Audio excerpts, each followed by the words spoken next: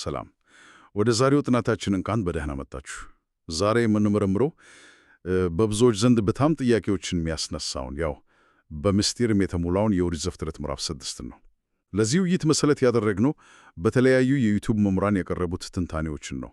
በተለይ በኢትዮጵያ ቤተክርስቲያን የሊቃውንት ትውፊት ላይ የተመሰረቱትን። ይህ ምዕራፍ እንደቀደሙት በዘር ሐረግ ዝርዝር ብቻ የሚያልቅ አይደለም። በጣም ውስብስብና ሰፊ ትንታኔ ይፈልጋል። የእግዚአብሔር ልጆች ከሰው ልጆች ጋር ስለመቀላቀላቸው፣ እግዚአብሔር ሰውን በመፍጠሩ ስለመጸጸቱና እርግጥ ነው ስለ ኖህ ታሪክ እንመለከታለን። እሺ፣ እስኪ እነዚህን ሐሳቦች አንድ ባንድ እንፍታታቸው። ትክክል ነው። ይህ ምዕራፍ በሰው ልጆች ታሪክ ውስጥ አንድ ትልቅ የለውጥ ምዕራፍ ነው የሚያሳየው። የሰው ልጅ በምድር ላይ መብዛቱን ተከትሎ ኃጢአት እንዴት እንደሰፋ እና የእግዚአብሔር ምላሽ ምን እንደነበር በጥልቀት የምንመለከትበት ነው። በተለይ የእግዚአብሔር ልጆችና የሰው ልጆች የሚለው አገላለጽ ብዙ ጊዜ የተለያየ ትርጓሜ ስለሚሰጠው የቀረቡልን ምንጮች የሚሰጡትን ማብራሪያ ማየት በጣም ወሳኝ ነው። ከዚህ በፊት ታይቶ ማይታወቅ የሰው ልጅ የውድቀት ደረጃ ላይ መድረሱ ነው የሚያሳየን። እንግዲህ ታሪኩ የሚጀምረው የሰው ልጅ በምድር ላይ መብዛት ሲጀምር ነው። ልክ ነው። ምንጮቻችን እንደሚሉት የሰው ልጅ ቁጥር የጨመረ ሲመጣ እግዚአብሔርን የሚዘነጋ ትውልድ ተፈጠረ። ከዚያም የእግዚአብሔር ልጆች የሰውን ልጆች ሴቶች ልጆች ውብ እንደሆኑ ባዩ ጊዜ የሚል ክፍል ይመጣል። እንግዲህ ይህ ክፍል ብዙ ትርጓሜዎች አሉት፣ ከወደቁ መላእክት ጀምሮ እስከ ነገሥታት ድረስ። ነገር ግን ዛሬ የምንመረምራቸው ምንጮች ፍጹም የተለየና ጥልቅ የሆነ ማብራሪያ ይሰጣሉ። እስኪ እንመልከተው። እነዚህ የእግዚአብሔር ልጆች እነማን ናቸው? ይህ በጣም ወሳኝ ጥያቄ ነው። በቀረቡልን ትንታኔዎች መሰረት ክፍፍሉ በመነሻ ወይም በዘር ሳይሆን በግብር ወይም በሥራ ላይ የተመሰረተ ነው። ይህ ደቂቃ ሴት እና ደቂቃ ቃየን የሚለው ትንታኔ የጥንት የቤተ ክርስቲያን አባቶች ትርጓሜ ነው። የእግዚአብሔር ልጆች የሚባሉት ደቂቃ ሴት ወይም የሴት ወገኖች ናቸው። እነዚህ በንጽሕናና በቅድስና የሚኖሩ እግዚአብሔርን የሚፈሩ በደብረ ቅዱስ በተባለ ተራራ ላይ ተለይተው የሚኖሩና በምድር ላይ ሆኖ የመላእክትን ኑሮ የሚኖሩ ወገኖች ናቸው።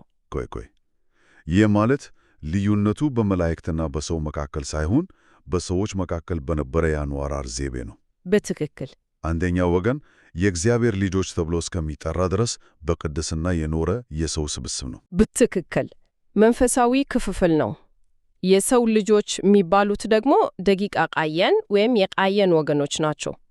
እነዚህ በሸለቆ ውስጥ የሚኖሩ የቃየንን ግብር የሚከተሉ አመፀኞች፣ በደለኞች፣ ስመ እግዚአብሔርን የማይጠሩ እና ለኃጢአትና ለክፋት ብቻ የሚፋጠኑ ወገኖች ነበሩ። ስለዚህ እዚህ ላይ ያለው ልዩነት የእግዚአብሔር ልጆች መላእክት ወይም ሌሎች ፍጡራን ሳይሆኑ በስራቸውና ባንኗራቸው ለእግዚአብሔር የቀረቡ ሰዎች መሆናቸው ነው የሚያሳየው። ይሄ በጣም ነገሩን ያጠራው በጎቹና ክፉዎቹ ወይም በመንፈሳዊ ቋንቋ ለመናገር ሰማያዊ ኑሮ የሚኖሩትና ምድራዊ ኑሮ የሚኖሩት ተለይቶ ነበር ማለት ነው። ነገር ግን ይህ ድንበር እንዴት ተሸረሸረ? በቅድስና ይኖሩ የነበሩት ወገኖች ድንገት ምን አጓግቷቸው ነው ወደዛኛው ወገን ሄዱት? እዚህ ላይ ያለው አስደናቂው ነጥብ የውድቀቱ ምክንያት ነው። ምንጮቹ እንደሚገልጹት በተራራው ላይ በጽድቅ ይኖሩ የነበሩት የእግዚአብሔር ልጆች በሸለቆ ውስጥ በኃጢአት የሚኖሩት የሰው ልጆች ሲበሉ፣ ሲጠጡ፣ ሲጨፍሩ የሙዚቃ መሳሪያዎችን እየተጫወቱ በዓለማዊ ደስታ ሲኖሩ ተመለከቱ። ይህ የቃየን ወገኖች የፈጠሩት ባህል ነበር። ስለዚህ የዓለማዊው ኑሮ ማማር፣ ሙዚቃውና ጭፈራው የጽድቁን መንገድ እንዲተው አደረጋቸው ማለት ነው። አዎ፣ የኃጢአተኞቹ ኑሮ የተሻለ ነፃ እና አስደሳች መስሎ ታያቸውና ቀኑባቸው። የእኛው ኑሮ ምንድን ነው? የሁሉ ጥብቀትና ድርቀት ለምንድን ነው? የሚል ሐሳብ መጣባቸው። የሰይጣን ፈተናም በዚህ መጣ። ከነበሩበት የቅድስና ስፍራ ደረጃ በደረጃ እየወረዱ ሄደው ከእነሱ ጋር ተቀላቀሉ፣ ሴቶች ልጆቻቸውን ማገቡ። ይህ እኮ ዘመን የማይሽረው ታሪክ ነው። የፈተናው መንገድ ሁሌም ተመሳሳይ መሆኑን ያሳያል አይደል? በጣም የጽድቅ መንገድ ከባድና ገዳቢ መስሎ መታየት፣ የኃጢአት መንገድ ደግሞ ቀላልና ማራኪ መስሎ መታየት። ይህ መቀላቀል እንግዲህ የኃጢአት ዓለም እንዲሰፋፋና በምድር ላይ ክፋት እንዲነግስ ምክንያት ሆነ። በትክክል ሁለቱ የተለያዩ ወንዞች እንደመቀላቀል ነበር። ንጹሕ የነበረው ወንዝ ከደፈረሰው ጋር ሲገናኝ ሙሉ ለሙሉ ደፈረሰ። በጎ የነበረው ትውልድ ከክፉ ጋር ሲዋሃድ ክፋቱ አሸነፈ። በዚህም ምክንያት የሰው ልጅ ክፋት በምድር ላይ በዛ። የልቡ ሐሳብም ሁል ጊዜ ወደ ክፋት ብቻ አደላ። ሁሉም በአንድነት እግዚአብሔርን በደሉ። እናም እዚህ ላይ ነው ታሪኩ ይበልጥ ከባድና ስሜታዊ የሚሆነው። እግዚአብሔር የሰውን ክፋት ባየ ጊዜ በምድር ላይ ሰውን በመፍጠሩ ተጸጸተ ይላል። ይህ ለአማኝም ሆነ ላላመነ ሰው ለመረዳት በጣም ከባድ ሐረግ ነው። ሁሉንም ያውቅ አምላክ እንዴት ይጸጸታል? መጸጸት ማለት እኮ ስህተት መስራትን ወይም ያልተጠበቀው ውጤት ማየትን ያመለክታል። ይህ እንዴት ይታያል? ይህ አንድ ወሳኝ ስነ መለኮታዊ ጥያቄ ያስነሳል። ምንጮቹ ግን ለዚህ ግልጽ ማብራሪያ ይሰጣሉ። ተጸጸተ የሚለው ቃል እግዚአብሔር ስለ ወደፊቱ አላወቀም ነበር ወይም ስህተት ሰርቶ ነበር ማለት በፍጹም አይደለም። እግዚአብሔር ገና ሳንፈጠር በማኅፀን ሳንቀረጽ በፊት የምናስበውን ሁሉ ያውቃል።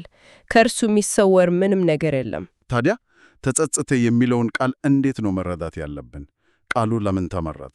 እንደ ምንጮቹ ትርጓሜ ተጸጸተ የሚለው ቃል የሰው ልጅ በክብሩና በነጻ ፈቃዱ ተጠቅሞ በኃጢአት መውደቁን አይቶ አዘነለት፣ ራራለት።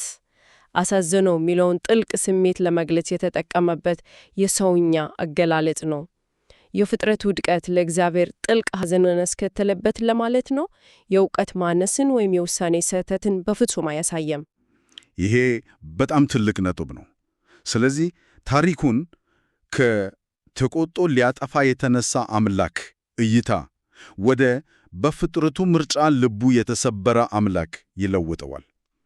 ይህ ማለት የፈጣሪን ስሜት በሰውኛ ቋንቋ ለመግለጽ የተደረገ ሙከራ ነው። ከዚህ ሐዘን በመነሳት ይመስለኛል የሰው ልጅ ዕድሜ ወደ 120 ዓመት እንዲገደም መወሰኑንም የምንመለከተው። ማቱሳላ 969 ዓመት ኖሯል። ከ900 ዓመት በላይ ይኖሩ ከነበረበት ዘመን ወደ 120 መውረዱ እኮ ትልቅ ቅጣት ነው። በትክክል። ይህንን ከሰፊው ምስል ጋር ስናገናኘው ኃጢአት የሰው ልጅን ዕድሜ እንደሚያሳጥር፣ ጽድቅ ደግሞ ዕድሜን እንደሚያስቀጥል ይህ ክፍል በግልጽ ያሳያል። የኃጢአት መስፋፋት የሰው ልጅ ረጅም ዕድሜ እየኖረ የበለጠ ክፋት እንዲሠራ ዕድል ሰጥቶት ነበር። ስለዚህ ዕድሜን ማሳጠሩ በሌላው መልኩ የክፋትን መስፋፋት ለመግታት የተወሰደ እርምጃ ሊሆን ይችላል። ረጅም ዕድሜ እየኖሩ ብዙ ኃጢአት ከሚሰሩ ዕድሜያቸው አጥሮ የሚሰሩት የኃጢአት መጠን እንዲቀንስ እንደማድረግ። ይህ በጣም አስገራሚ እይታ ነው። እንደ አንድ አይነት የርኅራኄ እርምጃም ልናየው እንችላለን፣ የክፋት ክምችትን ለመገደብ።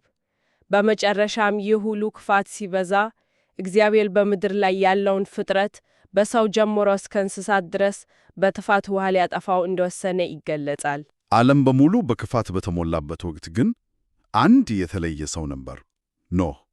ምንጮቹ ኖህን በእንክርዳድ መካከል እንዳለ አንድ ስንዴ ወይም በፈላ ውሃ ውስጥ ገብቶ ሳይቀልጥ እንደወጣ ባቄላ በማለት ይገልጹታል።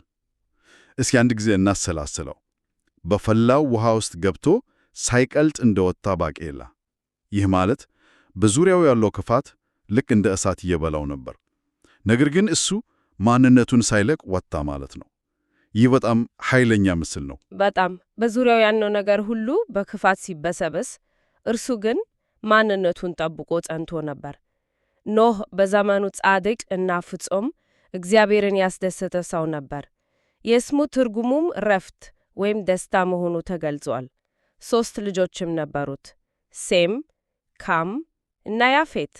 እናም እግዚአብሔር ጥፋትን ሲያውጅ ኖህንና ቤተሰቡን የሚያድንበትን መንገድ አዘጋጀለት። ይህም መርከብን እንዲሠራ ማዘዝ ነበር። ይህ የተሰጠው ተግባር የሰው ልጅን ዘር ለማትረፍ ብቻ ሳይሆን ከዚያም በላይ የሆነ ጥልቅ መንፈሳዊ ትርጉም ነበረው። እዚህ ላይ ነው ነገሩ በጣም አስገራሚ የሚሆነው።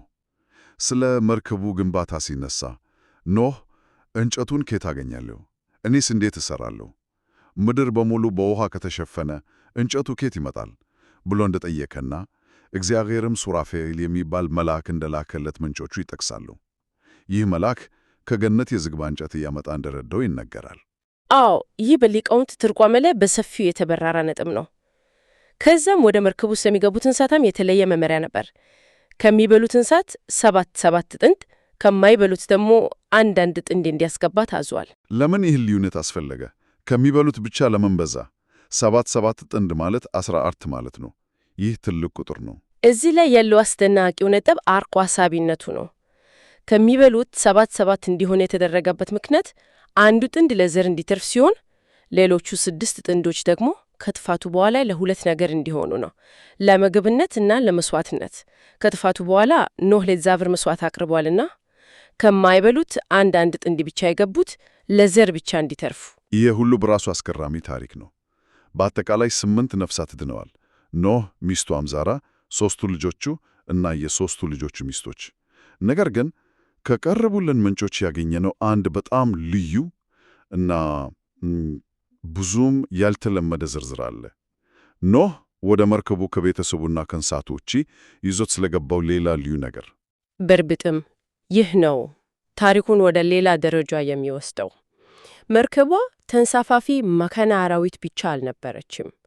በሊቃውንቱ ትርጓሜ መሰረት ኖህ የአዳምን አጽም በሳጥን አድርጎ ወደ መርከቡ ይዞ ገብቷል። ቆይ፣ የአዳምን አጽም? አዎ። ይሄ ከየት የመጣ ትውፊት ነው? ለምንስ ነው አጽሙን ይዞ የገባው? አዳም አልተቀበረም ነበር እንዴ? እንደ ትውፊቱ አዳም ከሞተበት ጊዜ ጀምሮ አጽሙ አልተቀበረም ነበረ። በዚያን ዘመን የሰው ልጆች ስላት ወይም የቃል ኪዳኑ ታቦት ስላልነበራቸው የአዳምን አጽም እንደ ስላት፣ እንደ ቅዱስ ማዕከል አድርገው በፊቱ ይጸልዩና መስዋዕት ያቀርቡ ነበር። ስለዚህ የአዳም አጽም ለዚያ ትውልድ ልክ እንደ ስላተ ኪዳኑ ነበር ማለት ነው። የእግዚአብሔር ቃል ኪዳን አቃላዊ መገለጫ። በትክክል። የአዳም አጽም 2 ነገርን ያመለክታል። አንደኛ የሰው ልጅን ውድቀት፣ ሁለተኛ ደግሞ እግዚአብሔር ለሰው ልጅ የገባውን ከሴቲቱ ዘር የሚለውን የመድኃኒት ተስፋ ቃል ኪዳን ያስታውሳቸው ነበር። ስለዚህ ኖህ ይህንን የተቀደሰ ነገር ከጥፋት ውሃ ለማዳን ይዞት ገባ ማለት ነው። ይሄ እኮ ታሪኩን ሙሉ በሙሉ ነው የሚቀይረው። መርከቧ የሰውና የእንስሳት ማምለጫ ብቻ ሳትሆን የሰው ልጅ የመጀመሪያ ቅርስና መንፈሳዊ ማዕከል መጠበቂያም ነበረች ማለት ነው። ልክ ነሽ። የሰው ልጅ ታሪክና ተስፋ ከጥፋት ያዳነች መርከብ ነበረች። ፍጹም። ኖህ በመርከብ ውስጥ የአዳምን አጽም በመካከለኛው ስፍራ አስቀምጦ መስዋዕት ያቅርብና እግዚአብሔርን ያመስግን ነበር። ምንጮቹ እንደሚሉት ይህ የመርከቡ አቀማመጥ ራሱ የቤተ ክርስቲያንን አሰራር ማለትም መቅደስ፣ ቅድስት፣ ቅኔ ማህሌት በሚል ክፍፍል እንደሚያመለከት ያስረዳሉ። ኖህ የአዳምን አጽም ይዞ በመካከል ሲጸልይ ልጆቹና ሚስቶቻቸው በተለያየ ክፍል ሆኖ ነበረ፣ ወንዶች ከወንዶች ሴቶች ከሴቶች ጋር። ይህ የመርከቡ አወቃቀር ለቤተ ክርስቲያን ምሳሌ እንደሆነ ይነገራል።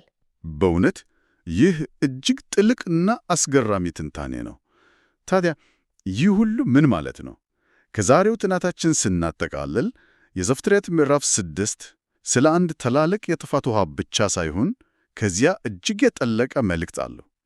ስለ ኃጢአት መስፋፋት፣ በጽድቅና በክፋት መካከል ስለሚደረግ ምርጫ፣ ስለ እግዚአብሔር ሐዘንና ምሕረት፣ እንዲሁም በአስከፊ ሁኔታ ውስጥም ቢሆን የአንድ ጻድቅ ሰው ሕይወት እንዴት ለውጥ እንደሚያመጣ የሚያስተምር መሆኑን ተመልክተናል። በርግጥ በተለይ የእግዚአብሔር ልጆች የሚለው አገላለጽ በመላእክትና በሰው መካከል ስለተደረገ ግንኙነት ሳይሆን በግብር ጻድቅ በነበሩና በግብር ክፉ በነበሩ የሰው ልጆች መካከል ስለተደረገ መቀላቀል መሆኑን መረዳቱ ብቻውን ትልቅ ግንዛቤ ይሰጣል። ታሪኩን ከቅጅት ወደ ሰው ልምድ ያመጣዋል። እናም ያ የአዳም አጽም ታሪክ መርከቧን ከቀላል ጀልባነት ወደ ተንሰፋፊ ቤተ መቅደስነት ይለውጠዋል። በዓለም ላይ የጥፋት ውሃ ሲመጣ መተጊያ እንደሆነችው መርከብ በኃጢአት ዓለም ውስጥም ቤተ ክርስቲያን የሰው ልጅን ታሪክ ማንነትና ተስፋ የምትጠብቅ መተጊያ ናት የሚል አንድምታ አለው። አዎ። በመጨረሻም ኖህ እግዚአብሔር ያዘዘውን ሁሉ እንዳደረገና ከቤተሰቡና ከእንስሳቱ ጋር ወደ መርከብ እንደገባ ምዕራፉ ይደመድማል። ይህ ክፍል ዓለም ሙሉ በአንድ አቅጣጫ ሲጓዝ አንድ ሰው በእምነቱ ጸንቶ መቆም ምን ያህል ወሳኝ እንደሆነ ያስገነዝበናል። የብዙሃኑን መንገድ ከመከተል ይልቅ ትክክለኛውን መንገድ መምረጥ የድህነት በር እንደሚከፍት ያሳያል። ይህ ጥናት አንድ ያልተመለሰ ጥያቄ ለአድማጮች ይተው ይሆናል። ኖህ በኖረበት ዘመን በነበረው የክፋት ማዕበል ውስጥ ሳይወሰድ በጽድቅ መመላለስ እንዴት ቻለ? ይህንን ወደ ዘመናችን ስናመጣው በዙሪያችን ባለው ዓለም ተጽዕኖ፣ በሐሳቡ ጎርፍ እና በባህላዊ ማዕበል ስር ሳንወድቅ የራሳችንን መርከብ መገንባት ማለት ምን ማለት ይሆን? የራሳችንን ማንነት፣ እምነትና ቅርስ ለመጠበቅ ወደ መርከባችን ልናስገባቸው የሚገቡ የአዳም አጽሞች ምንድን ናቸው? ስለተከታተላችሁና ያመስገናል።